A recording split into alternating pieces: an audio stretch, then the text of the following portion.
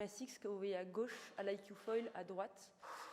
La différence principale, c'est au niveau de la taille de la voile. Donc, elle est plus grande en IQ Foil, même si ça ne se voit pas beaucoup sur le petit schéma. Et surtout au niveau de l'aileron. En fait, sur la RSX, on a une posture qui est stable, c'est moins rapide et on a donc moins de blessures.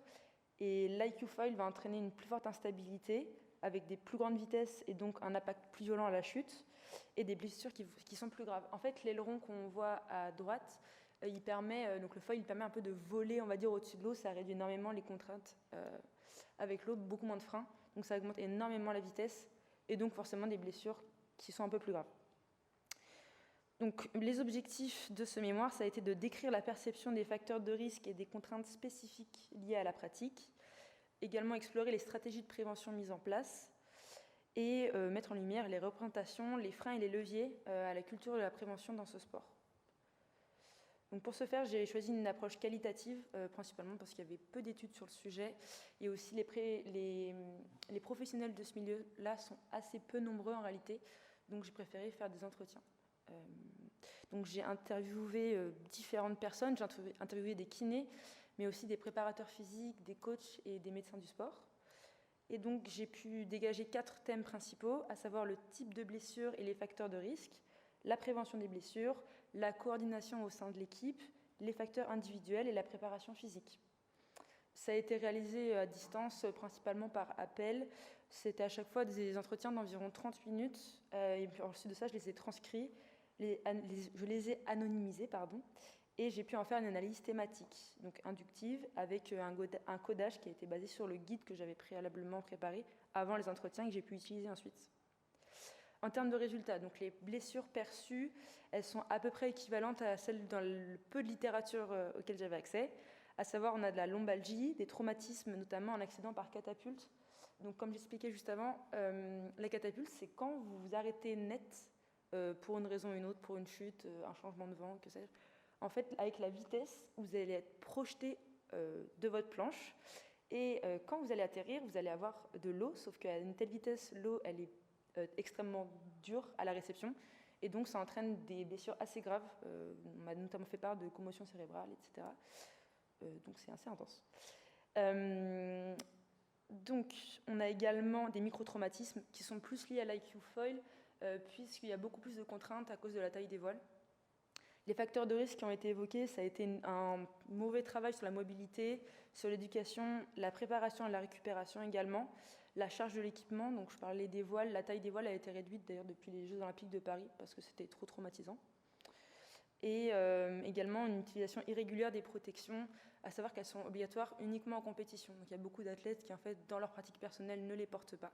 Et donc on a quand même inclus ces blessures-là dans ce sujet. Les stratégies de prévention qui ont été proposées par les professionnels que j'ai pu interviewer, donc une préparation plus individualisée avec un fort travail de mobilité et également du renforcement musculaire, mais qui soit plus spécifique puisqu'on parle d'athlètes qui sont déjà soumis à des entraînements assez lourds. Évidemment l'hygiène de vie et pourquoi pas, alors ça a été évoqué par quelques professionnels seulement, mais des méthodes plus McKenzie a priori. En termes de système de soutien, donc, il faut des soins sur place, mais ils sont souvent limités par l'organisation, et l'utilisation d'outils numériques et de systèmes d'urgence pour faciliter en fait, la coordination entre différents professionnels qui sont en réalité assez isolés sur le terrain. Les facteurs d'influence, c'est principalement les routines des athlètes, l'âge aussi, et puis donc, toujours la culture sportive qui pêche souvent sur la prévention. Donc, la perception des risques, on voit qu'il y a a priori beaucoup de traumatismes répétés selon les professionnels que j'ai pu interroger, avec une importance portée sur la vitesse et l'instabilité du foil, et souvent une récupération également qui est insuffisante. J'en ai pas beaucoup parlé, mais en fait c'est assez peu travaillé aujourd'hui en tout cas, y compris à haut niveau. Les freins à la prévention, donc c'est le manque de structuration, comme je disais, il y a beaucoup, à part en pôle, les professionnels ils sont souvent isolés. Donc ça rend la planification du suivi assez difficile, avec aussi des croyances et des habitudes de ce milieu qui ne sont pas toujours faciles à contrer, on va dire. Donc les leviers pour la prévention, donc on a vu un travail de mobilité, du renforcement mais spécifique, de la sensibilisation, notamment sur le port des EPI, des routines qui soient plus adaptées et surtout le kiné comme élément central. Donc je vous ai mis juste ici un petit schéma. Donc en fait, on voit qu'il est présent pour un peu tout, selon ce qu'ont pu me dire les professionnels, pas uniquement les kinés d'ailleurs, mais aussi les médecins et les coachs qui ont relevé ce point, parce qu'en fait, d'ailleurs, c'est souvent eux qui sont présents sur les compétitions. Il y a rarement de médecins, par contre, il y a souvent des kinés. Donc ils sont vraiment au milieu de tout ça. Et donc on voit que l'enjeu, c'est de renforcer la place de la prévention dans la culture sportive, en particulier à un moment où on est en transition sur un nouveau support. Donc on voit donc que le windfoil, avant c'était windsurf, planche à voile, windfoil, juste pour le foil, ça entraîne de nouvelles blessures, à cause de la vitesse, de l'instabilité, de la posture et des adaptations corporelles qui ont été nécessaires, puisqu'entre les Jeux de Tokyo qui ont eu lieu du coup à 2021 et ceux de Paris, il n'y avait que 3 ans. Et en moyenne, selon les personnes que j'ai pu interroger, les athlètes ont dû prendre à peu près 20 kilos en fait, en aussi peu de temps, pour pouvoir tenir le foil, alors qu'on est déjà sur des physiques qui sont déjà très contraints. La prévention est donc essentielle, avec des soins personnalisés, préparation physique adaptée, la récupération. Donc le MKDE, il a un rôle central, principalement dans la prévention, mais aussi dans l'éducation et dans son intégration à l'équipe pour essayer de faire le lien avec les autres professionnels. Aujourd'hui, on a surtout besoin d'un soutien qui soit structuré et interdisciplinaire, c'est ce qui manque le plus, avec donc une meilleure coordination. Et il serait bon à l'avenir d'avoir plus de recherche, donc je veux croire que ce sera fait avec ce nouveau support pour bien comprendre en fait les enjeux spécifiques au foil qui sont encore, selon les professionnels en tout cas, assez sous-estimés. Donc, à voir à l'avenir comment ça se passe. Voilà, merci. Merci. On passe à la présentation suivante, s'il n'y a pas d'autres questions. Bonjour à toutes et à tous, je suis Kimane Potiron et du coup diplômée de Nantes cette année. Je vais vous présenter le travail de recherche que j'ai mené cette année dans le cadre du mémoire qui s'est du coup intéressé aux compétences tutorales en kinésithérapie et plus particulièrement sur les possibles variations qui pouvaient exister entre celles et ceux qui sont formés et celles et ceux qui ne sont pas formés spécifiquement au tutorat. Pour ça, on va repartir d'un point très global de la formation initiale. En 2015, notre formation initiale a connu une réforme qui a instauré notamment l'approche par compétence. Qui dit approche par compétence dit la compétence comme cœur de bataille pour la formation initiale, sauf qu'elle ne peut pas être pensée toute seule. La compétence, elle relève notamment de l'activité et de l'évaluation. L'activité qui va vraiment correspondre à ce que nous faisons réellement en situation réelle, quand la compétence va, elle, correspondre davantage à la capacité à réaliser une activité de façon pertinente en mobilisant notamment ses ressources, que ce soit des ressources internes ou externes. Et l'évaluation dans cette approche ne va pas se limiter à vérifier ce que l'on sait ou ce que l'on fait, mais vraiment à apprécier ce que l'on est capable de faire en situation réelle. Et du coup, la compétence, elle peut être pensée uniquement à travers l'activité, et donc son évaluation apparaît plus pertinente en situation réelle. Et finalement, si on regarde la formation initiale, elle est composée à 43% de formation clinique, sous-entendu finalement les stages. Et donc on comprend dans ce contexte que le stage est un lieu clé à la fois de professionnalisation, mais surtout de développement de compétences professionnelles. Donc le rôle du tuteur ou de la tutrice devient central. Et finalement, je me suis posé la question, les étudiants et les étudiantes sont évalués à travers le portfolio, justement, est-ce qu'ils acquièrent ces compétences professionnelles ? Mais finalement, un tuteur, une tutrice, qu'est-ce qu'on attend de lui, d'elle et est-ce qu'il y a un prérequis ? Est-ce qu'il y a un cahier des charges ? Est-ce qu'il y a des compétences particulières à avoir ? Ou est-ce que finalement tout le monde peut être tuteur et tutrice ? Et finalement, est-ce que ça ne pourrait pas créer une potentielle inégalité pour les étudiants et étudiantes de tomber dans un stage où le kiné ou la kiné est formé et l'autre n'est pas formé ? Donc je voulais vraiment interroger cette différence entre formé et non formé. Et finalement, un an après cette réforme de 2015, en 2016, la Direction générale de l'offre de soins a rédigé un cahier des charges qui pointait notamment du doigt 4 compétences clés tutorales, que sont les compétences sociales et relationnelles, pédagogiques, réflexives et organisationnelles. J'ai donc formulé une question de recherche. Quelle différence se manifeste entre les masseurs et masseuses kinésithérapeutes formés et non formés dans la mobilisation des compétences tutorales ? 3 hypothèses ont guidé mon travail, notamment la première hypothèse étant que les formés exprimeraient potentiellement davantage ces 4 compétences, que les kinés diplômés après 2015 seraient mieux imprégnés de la réforme et donc mobiliseraient plus naturellement ces compétences, et enfin que les salariés auraient un accès plus aisé à la formation que les libéraux et les libérales. Je m'explique sur ce point, c'est parce que justement dans le cahier des charges de la DGOS de 2016, il est décrit une seule formation dédiée par l'ANFH, donc une formation pour les tuteurs et les tutrices, mais dédiée pour les professionnels hospitaliers. Et donc finalement, pour répondre à cette question, j'ai réalisé une étude qualitative exploratoire fondée sur 4 entretiens semi-directifs avec des participants et participantes de statuts différents, notamment des libéraux et des libérales en L et en salariat avec le S, et avec des profils mixtes du coup formés et non formés F et NF. J'ai avant ça du coup construit un guide d'entretien avant de mener mes entretiens qui était notamment basé sur les 4 compétences de la DGOS. Et du coup, après transcription, anonymisation et codification, j'ai mené une analyse thématique pour aboutir à ces résultats. Est-ce qu'on peut baisser un petit peu s'il vous plaît ?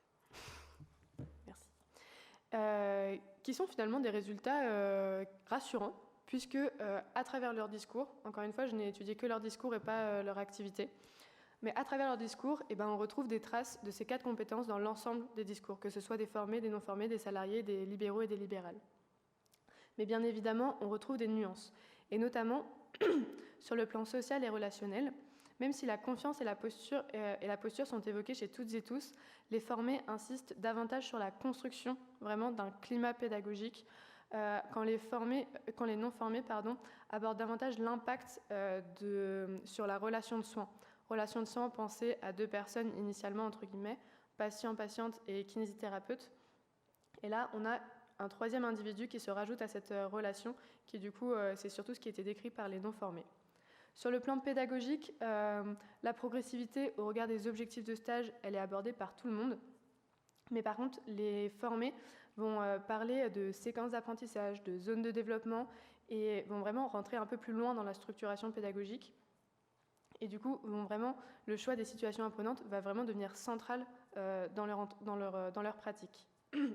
Pour la réflexivité, même si toutes et tous poussent l'étudiant et l'étudiante à réfléchir, on remarque que les formés ont encore une fois des outils supplémentaires à leur disposition, en tout cas prennent connaissance de nouveaux outils comme l'autoconfrontation et notamment des éléments issus de l'entretien motivationnel pour vraiment faire émerger la réflexion de la part de l'étudiant et de l'étudiante. Sur le plan organisationnel, par contre, on a peu de différences puisque toutes et tous parlent de planification et de répartition des missions avec les autres professionnels de proximité. Et enfin, l'évaluation, qui n'est pas une compétence à proprement parler, elle est abordée de manière transversale par toutes et tous, et même si son importance elle est reconnue, tout le monde redoute l'étape du portfolio fin de stage, les formés y associent plus souvent une notion de critères, d'objectifs clairs, et marquent une continuité entre l'évaluation formative et certificative, et du coup abordent notamment une meilleure aisance à aborder l'évaluation en fin de stage. Ensuite, je me suis aussi intéressée aux apports de la formation. Du coup, je me suis concentrée au profil de LF et SF, les 2 seuls formés, un en libéral, un en salariat. Et on a vraiment 2 apports différents. À la fois un apport réellement pratique, avec des outils supplémentaires, une vision complémentaire, avec notamment un séquençage, des repères pour évaluer, etc. Quand l'autre nous aborde davantage une transformation profonde de sa posture en tant que kinésithérapeute, avec une meilleure compréhension de la notion de compétence, un changement de regard sur le métier et une appropriation de la notion d'accompagnement. A l'inverse, les non-formés nous expriment davantage de doutes, un besoin d'échanger avec d'autres pairs et parlent parfois même d'un manque de légitimité à exercer cette mission tutorale, en particulier en l'absence de repères formels.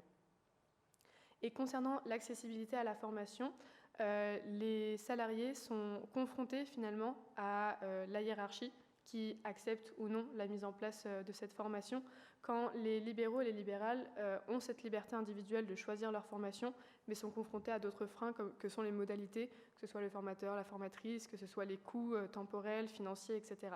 D'autant plus que depuis 2021, la formation n'est plus prise en charge par le DPC. Et finalement, on a pu répondre à nos hypothèses dans le sens où l'hypothèse 1 est partiellement confirmée, dans le sens où effectivement les compétences sont évoquées par toutes et tous et les formés présentent certaines nuances avec certains apports supplémentaires.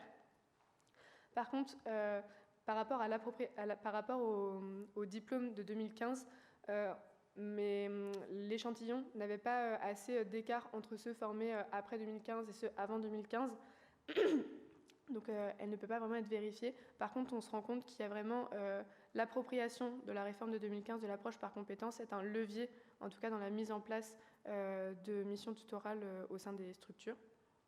Et enfin, l'hypothèse 3 est rejetée puisque les salariés semblent davantage contraints dans l'accès à la formation puisque ça ne relève parfois pas d'eux-mêmes. Et finalement, je tiens à préciser certaines limites de ce travail, notamment un biais de recrutement puisque l'ensemble des participants et des participantes étaient présents à une journée de sensibilisation au tutorat, donc qui marque déjà un engagement, une connaissance du sujet, etc.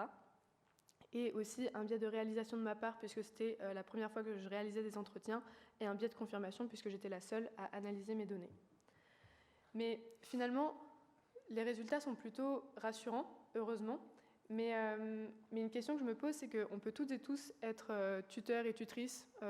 Vous avez sûrement commencé à être tuteur-tutrice, peut-être que vous l'envisagez. Certains ont été confrontés à y aller directement, à être dans le bain, etc.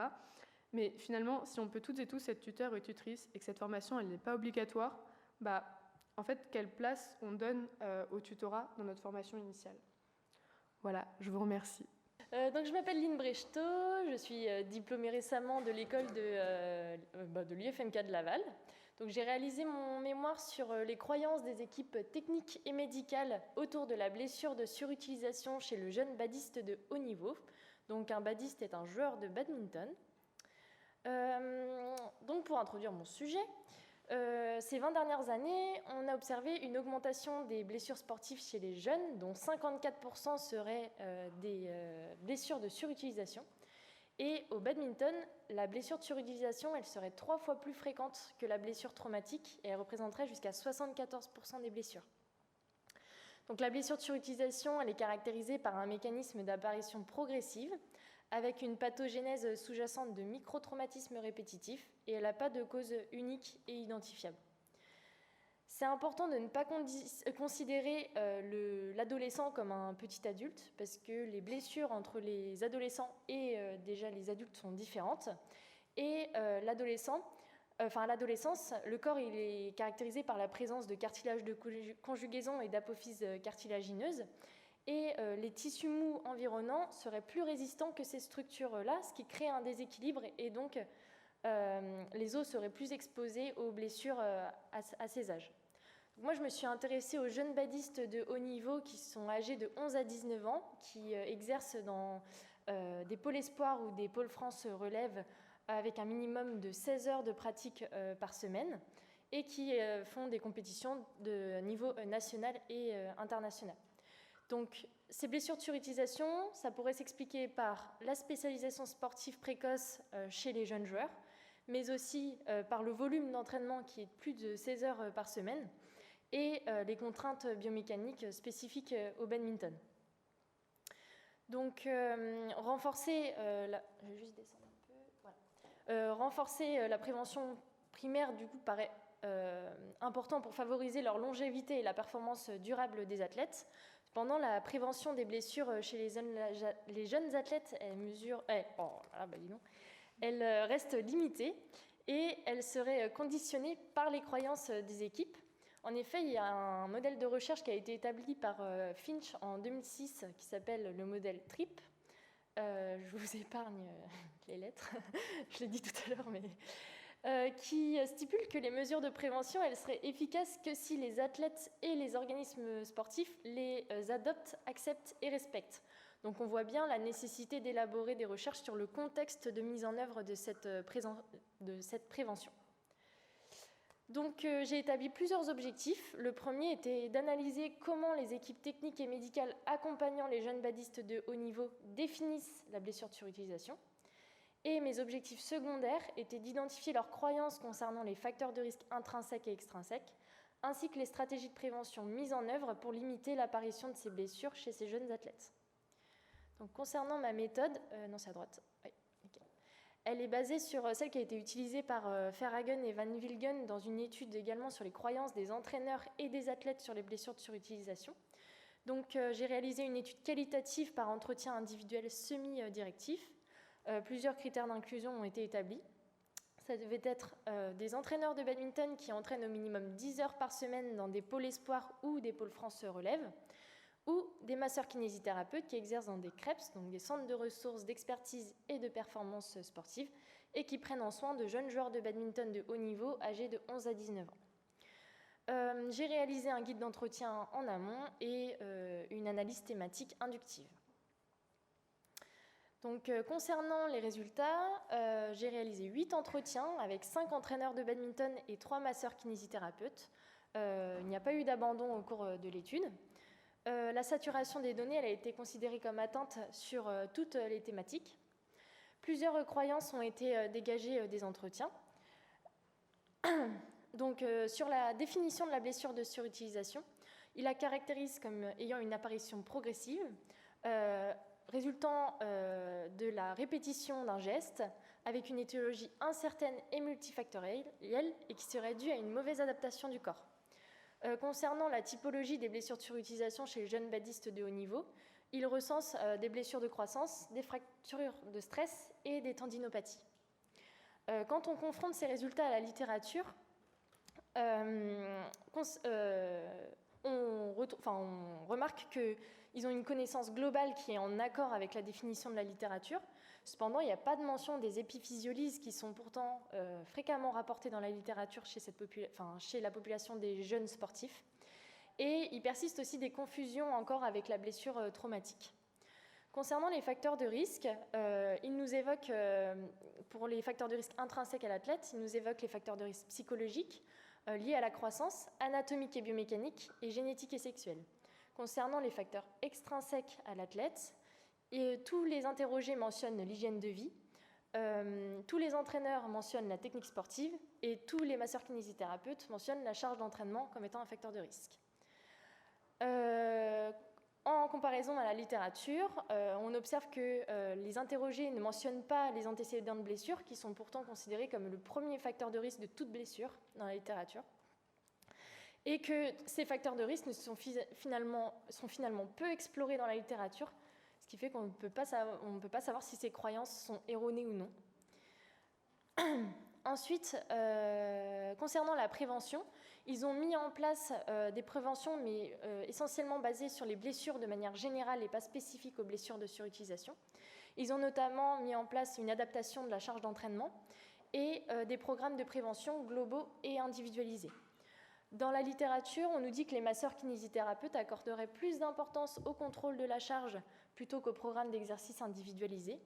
Et il y a un récent essai qui a été fait d'un programme de prévention des blessures musculo-squelettiques chez les jeunes badistes, qui est encore en développement et qui n'est pas spécifique à une blessure particulière. Donc, pour conclure, on voit que ces deux populations ont connaissance et conscience des blessures de surutilisation chez le jeune badiste de haut niveau, mais il y a encore des confusions qui persistent sur ces blessures, qu'il existe des croyances des équipes sur les facteurs de risque, mais qui sont encore peu explorées dans la littérature. Ils sont conscients de l'intérêt de la prévention des blessures de surutilisation et ont déjà mis en place des stratégies de prévention, mais plutôt globales. Et aucune stratégie de prévention de blessures de surutilisation n'est encore proposée dans la littérature pour le moment. Donc les entraîneurs et les masseurs kinésithérapeutes sont conscients des blessures de surutilisation et sont prêts à mettre en place une prévention de ces dernières, mais il nous manque encore trop de données pour pouvoir mettre en place cette prévention. Voilà. Merci. Nous sommes donc du coup au terme de cette journée et je vais commencer par le prix Caploire. Donc ça a été un vote entre les intervenants qui sont intervenus aujourd'hui. Et sachez que c'était vraiment serré.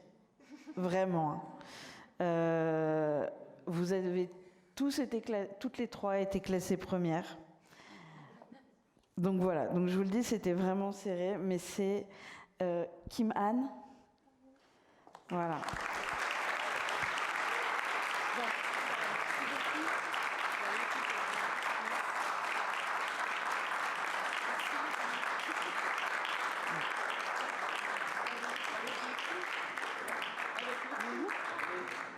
Comme ça sera très bien.